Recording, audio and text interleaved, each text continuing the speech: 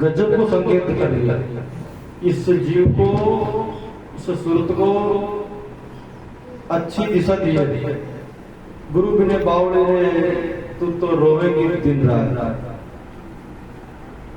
बिना गुरु के, बिना सतगुरु के इस जीव का, इस सूरत का कोई धनी नहीं है, कोई ठिकाना नहीं है। अगर इस संसार में कोई धनी है तो वो है सतगुरु। एक संत वाणी में गाय है, सतगुरु बिना संगी नहीं तेरो, अंत समय के माये रे मन रे सतगुरु कर मेरा भाई। और महाराज की वाणी तो क्लियर कर रही है, मारो सतगुरु आयो लेबा मोहि सतगुरु घर अब जाऊंगा। सतगुरु खुद लेबा आए तो वाणी को संकेत दिया ये, गुरु बिना बावड़े रे तो रोवेगी दिन रात। 5 तत्व 25 प्रकृति, इनसे तेरी यारी। 5 25 कल्याण दिलाए, 5 25 बसे घट भीतर, इनसे तेरी यारी। और इनसे तो तेरी मुक्ति नहीं होगी, होगी जन्म दुख। यानी कि हमारा इस संसार में उलझने का कारण ये प्रकृति है, ये 5 तत्व है, ये 3 गुण है, इनमें ये जीव उलझा हुआ है। अब इसको सुलझने के लिए सत्संग बताया है। सत्संग बिना आप ज्ञान को रोए।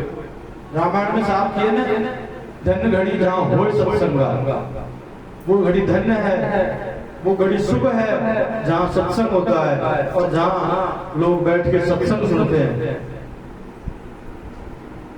क्योंकि वहां जीव का कल्याण की बातें होती है, आत्मा परमात्मा की बातें होती है, तो उससे बड़ी बात और इस जीव के लिए कोई नहीं है।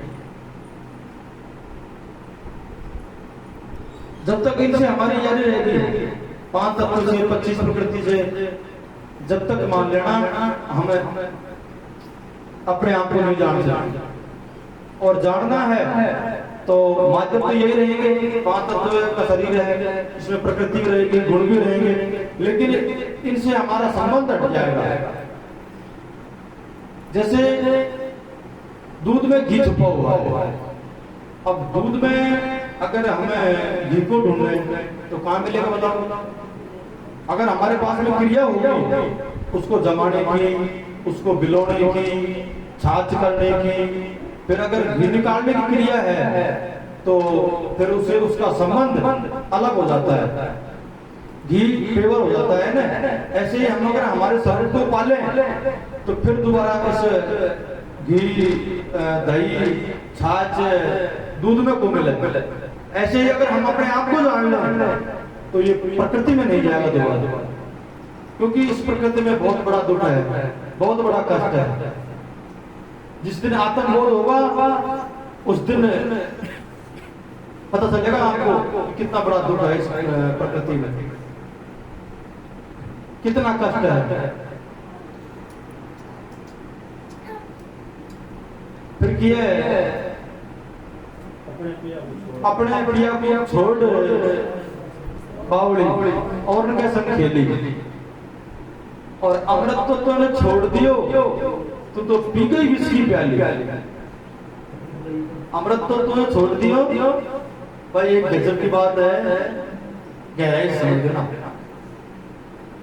वो जो पिया है, समृद्ध है, सतगुरु है,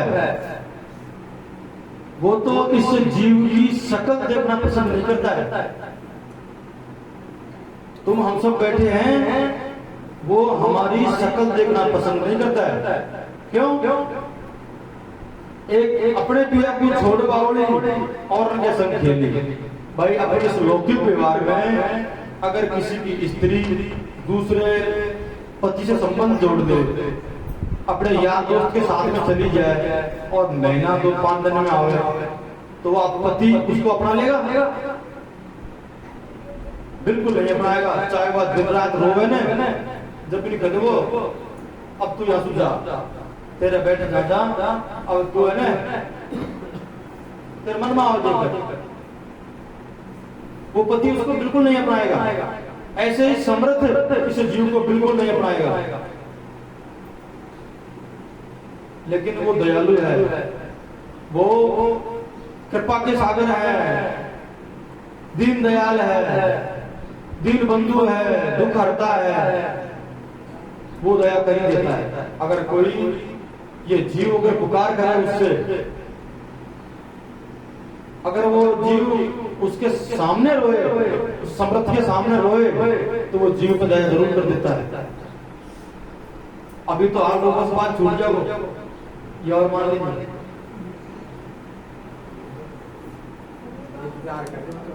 हाँ भाई, आज तक सब कोई जो कोई रोया है, कोई बेटा पोता के लिए रोया है, कोई छोरा छोरी के लिए रोया है, कोई महल मकान के लिए रोया है। गुरु महाराज ने अपने आप के लिए कभी नहीं रोया।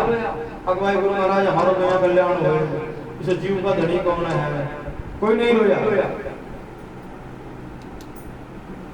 कबीर साहब ने लिखी है, सुखिया सब संसार है, खाया पिया और पांव पसार के सोया, और दुखिया दास कबीर जाग के रोया। बात तो बहुत पर सोए को तो मान तो ऊपर रो। जब कबीर जैसी महान हस्ती इस संसार में आई और पूरी आप गुलाब करनी चाहिए, रो रही थी, तो फिर हम किस खेत की मूल्य है भाई? सीधी सी बात है। फिर किया की कड़ी में अब देखो यम का दूध पकड़ दे जाएगा घाड़ गला में शेली। अरे अब तो खेड़ो मान बावड़ी बड़ सतगुरु की चेली, यानी कि वो सतगुरु की हो जा। अब अवसर मिले, मानव शरीर मिले, सत्संग मिले, गुरु महाराज मिले, सब पूरे काम मिल गो। जब भी अगर या नए बढ़े नए अपना सतगुरु को, तो फिर भाई फिर तो है ना दुख पाती रहेगी। सीधी सी बात। जम का दूध कहीं ये हमारे प्रकृति का जो दुख है ना, काम क्रोध का, लोभ मोह का, आशा तृष्णाओं का, विषय विकारों का, ये यम के दूध है। हमारी इच्छा, कल्पना, वासना, ये हमारी जब खत्म हो जाएगी ना, तो ये मान लेना अब यम के दूध खत्म हो गए, अब यम के दूध पीने नहीं आएंगे। लेकिन जब तक इसके अंदर कामना रहेगी, इच्छा रहेगी, जब तक ये प्रकृति में आता रहेगा। ये है यम के दूध। यम के दूध पकड़ ले जाना घायल गला में शेली। अरे अब तो कहड़ो मान बावली बड़ सतगुरु की चेली, सतगुरु का हो जाओ। महाराज जी वाणी का कर था, दुनिया का बन के देख लिया, सतगुरु का बन के देख जाए। भाई ये दुनिया का बन के खूब देख लियो, लेकिन सतगुरु का बनो भाई, कल्याण वहां होगा। इस प्रकृति की गोद में आज तक किसी का भला नहीं हुआ। अगर हुआ हो तो बताओ। महाराज ने की वाणी में, दुनिया के प्यार में फंस करके कई जन्म यूं ही बर्बाद किए, वृथा अज्ञानता। अरे सतगुरु की शरण में आकर के तू नाम सुमर के देख जाए। इतनी गजब की बात है, क्योंकि ये सच्चा है प्यार एक सतगुरु का। पारस में हमने देख लिया, सतगुरु की शरण में आकर के तू इस मनमंदी को छोड़ के देख जरा। इससे बड़ी बात आपको है ना कहीं नहीं मिलेगी। इसलिए अपना कल्याण करो, मंथन करो, चिंतन करो और उस गुरु महाराज से पुकार करो। आरती में कहीं किया श्रद्धा भक्ति बढ़ाओ। हे गुरु महाराज मुंह पर काहे भी काम करो, जब तक आप दया नहीं करोगे। ये श्रद्धा बढ़ाओ मेरी, भक्ति बढ़ाओ मेरी, प्रेम बढ़ाओ, श्रद्धा भक्ति बढ़ाओ, चिंतन कीजिए। विषय विकार मिटाओ। हे गुरु महाराज विषय विकार मिटाओ। मैंने तो बहुत उपाय कर लियो, वो सबको मिटा, लेकिन अब आप दया करो, विषय विकार मिटाओ, पाप हरो देवा। इनका पापों का हरण करो और इस संसार से भवसागर से पार करो। ऐसी प्रार्थना है आरती में।